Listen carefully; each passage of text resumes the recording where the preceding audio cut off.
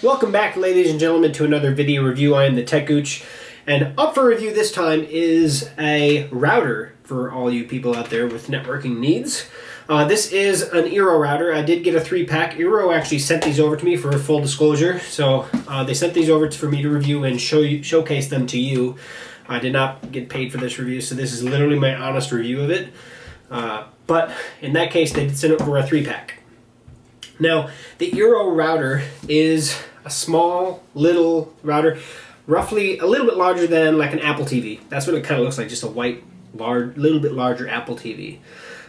Fairly simple in how it works and really simple in actually how you set it up. Everything is done through an app. Now, that's going to be what's going to vary this quite a bit differently. You need a mobile device or a tablet really to set these up and to download the app to do the setup with. There's not just a quick, easy web portal that you go to. You do everything through an app. Also, connection-wise, very simple in there as well. You have power connection, 2 Ethernet ports, and a USB port. Obviously, the USB port, like anything, is there to share printers or storage or whichever you have.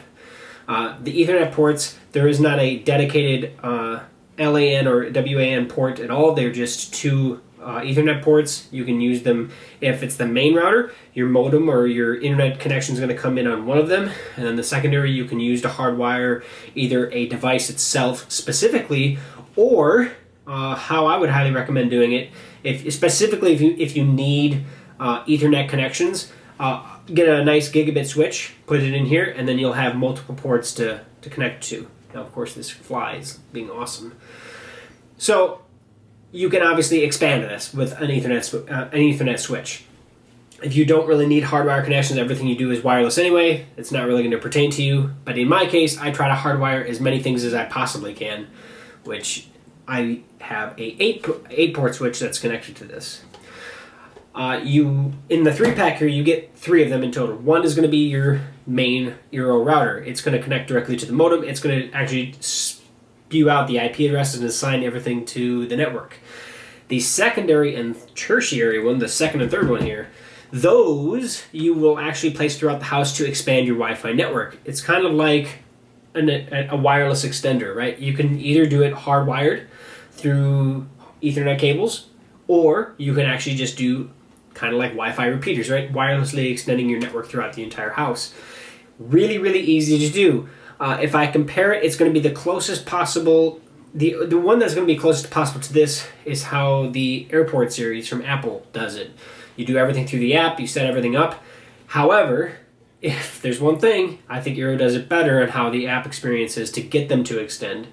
Also, they will let you know when your Wi-Fi range extending it, if you're actually a strong enough connection to do wireless extending, or if you have to move the router so you have proper extending. It does a really good job of that.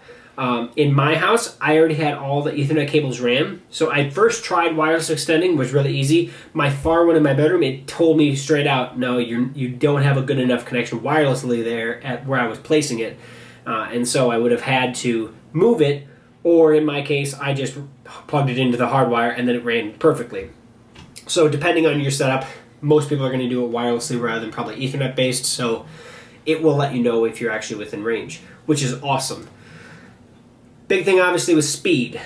Speed rating so far that I've found, I really don't have any buffering with Netflix or HBO Go, or HBO Now actually in this case, or any of those online sources, YouTube, things like that. I don't really have any connection problems. It's very similar to my setup that I had with my 3 AirPort Extremes. So it's, in terms of feeling and capability of the network itself, just as good as the Apple routers. Price-wise, you're basically right in the same realm. Nice thing about these, substantially smaller. I will say this, though, on behalf of the eero router. Connectivity, or the wireless capability. Right out of the gate, I thought for sure that the wireless range was going to be a little bit more limited on this because of the lack of the large antennas.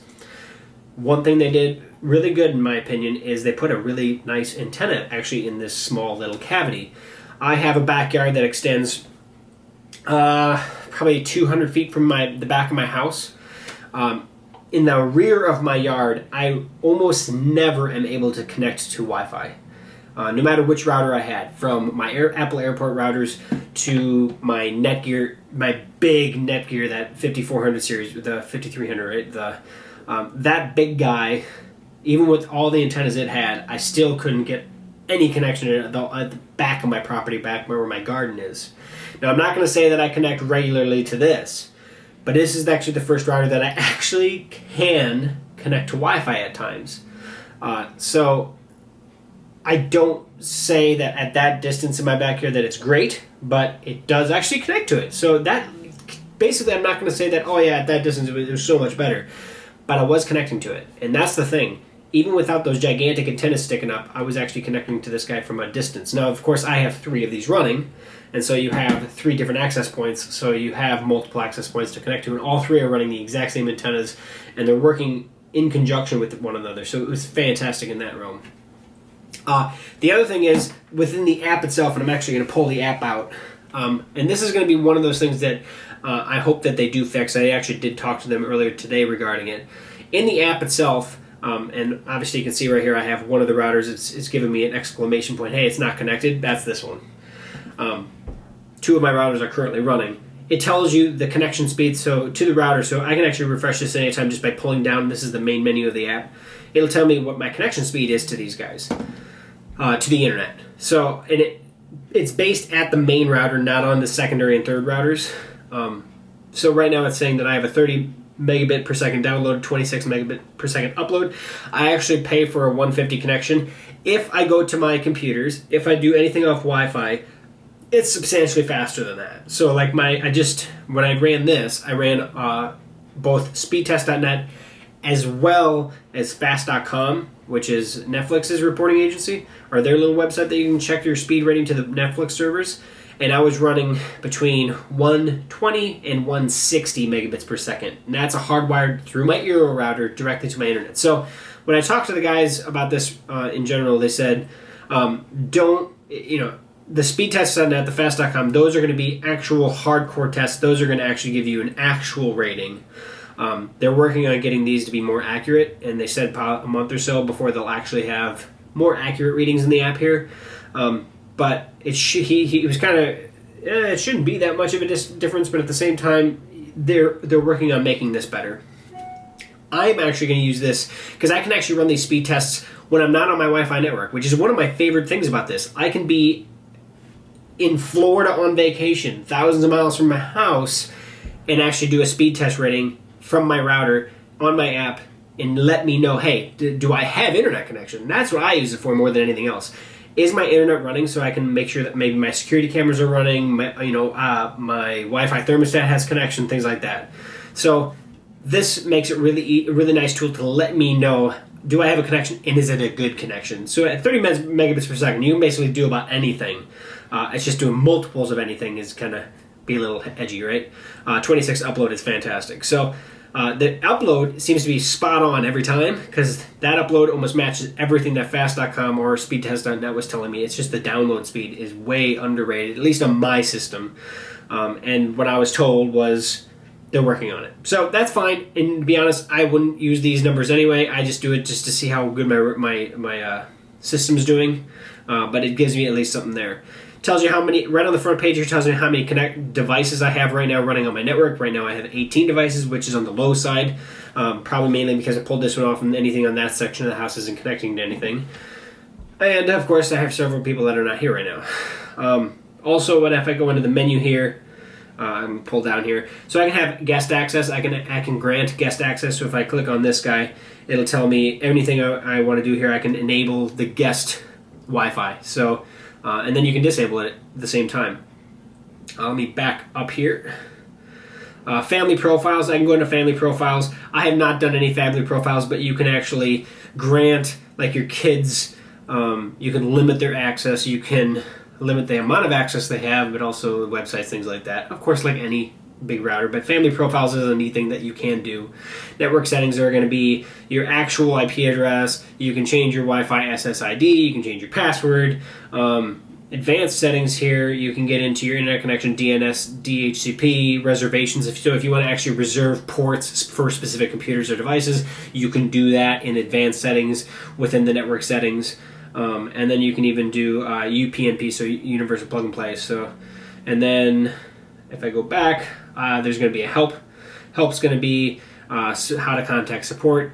Hey, my internet's slow, so what's going on? You can do everything through here. And then account, you can actually look at information for your account, so your name, your email address, and your phone number.